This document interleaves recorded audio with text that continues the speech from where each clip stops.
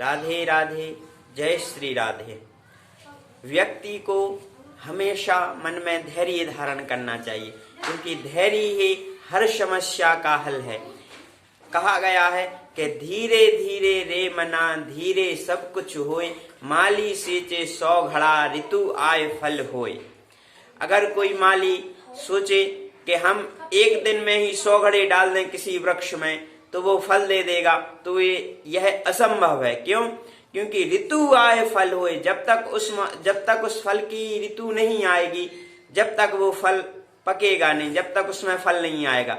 उसी प्रकार हमें भी अपने मन में धैर्य धारण करना चाहिए कि जब उचित समय आ जाएगा, हमारा भाग्य प्रबल होगा, तो उस समय निश्चित ही जो हमारा लक्ष्य उसको हम प्राप्त कर लेंगे।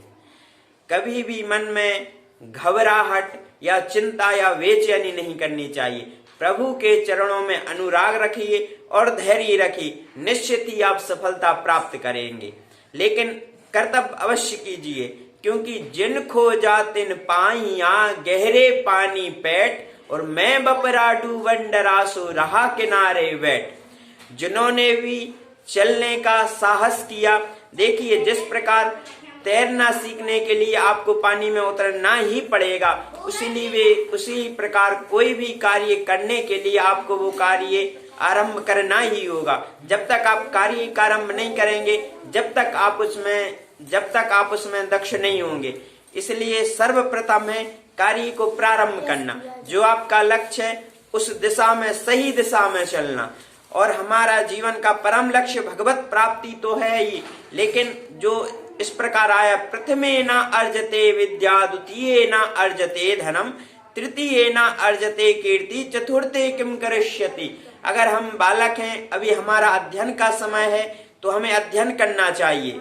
और जब हमारी द्वितीय अवस्था आ जाए तो उस समय हमें अधिक से अधिक धन का संग्रह करना चाहिए। हमारे प्राचीन ऋषियों ने बताया है, प्रथमे न अर्जते विद्या, द्वितीये न अर्जते धनम, तृतीये न अर्जते कीर्ति। और जब हमारे पास धन हो जाए पर्याप्त मात्रा में, तो उसे धर्म कार्य में लगाना चाहिए, ईश्वर सेवा में लगाना चाहिए, जिससे हमें यश और कीर्ति की प्राप्ति होगी। और जब हमें तीनों कर्म कर लेंगे, जब ही हमारा जीवन सफल होगा। और हमने अगर आज ही कार्य नहीं किए, तो आगे चल के जब हमारी वृद्ध अवस्था आ जाएगी, तो ऋषि कहते हैं चतुर्थे किम करिष्यति, चौथेपन में आप क्या कहेंगे? आपकी इंद्रियां दुर्बल हो जाएंगी, उस समय शरीर में शक्ति नहीं रहेगी। इसलिए जब तक शरीर में शक्ति है, सामर्थ्य है, आप अपने लक्ष्यों को प्राप्त करें, धैर्य धारण करें, भगवान श्री राम के चरणों में प्रेम रखें। जय जय श्री राम, जय श्री राम।